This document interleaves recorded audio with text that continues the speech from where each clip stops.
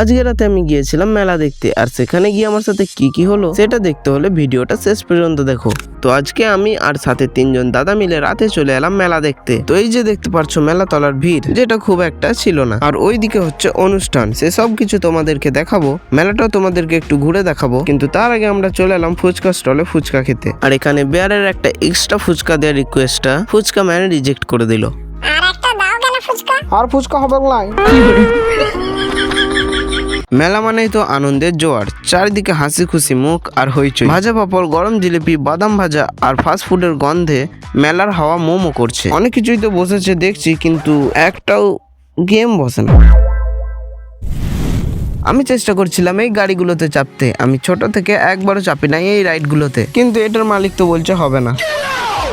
তাই আমি চলে এলাম এই ঠাকুরের মূর্তির দোকানে, যেখানে ঠাকুরের অনেক ভালো ভালো মূর্তির সাথে বসের সব দুর্দান্ত মূর্তিও ছিল। মেলা ঘুরতে ঘুরতে কিছু ভালোবাসার মানুষদের সাথেও দেখা হয়ে যায়, যারা আমাকে সাপোর্ট করে, যেমন আমাদের প্রদীপ দা।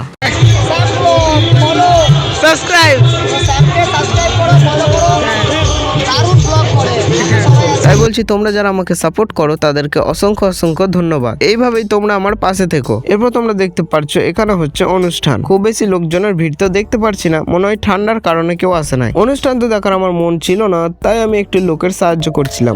ছোট ছোট বাচ্চারা সব এইদিকে ওইদিকে, এটাতে রাইড করলে আকাশে উঠবে, আকাশে। হ্যাঁ, তো এইভাবে কিছু ছোট ছোট মজা আর ঘোরাঘুরির পর আমরা প্রস্তুতি নিলাম বাড়ি ফেরার। Autobots, আর roll out! বাইগান